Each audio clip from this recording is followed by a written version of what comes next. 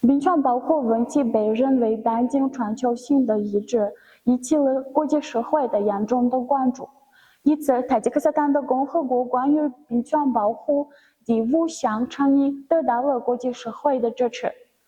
因此，在2022年12月14日举行的联合国大会第77届会议上，宣布2025年塔吉克斯坦的共和国的冰川保护年。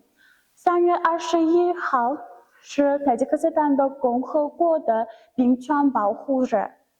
这样的重要的倡议是由塔吉克斯坦的共和国总统艾姆马里拉姆提出的，并得到了153个国家的代表的支持。在塔吉克斯坦的国家博物馆的自然的大厅有一个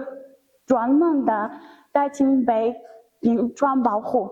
亲爱的观众们，如果你们想了解塔吉克斯坦的倡议和保护冰川，那欢迎来到塔吉克斯坦的国家博物馆。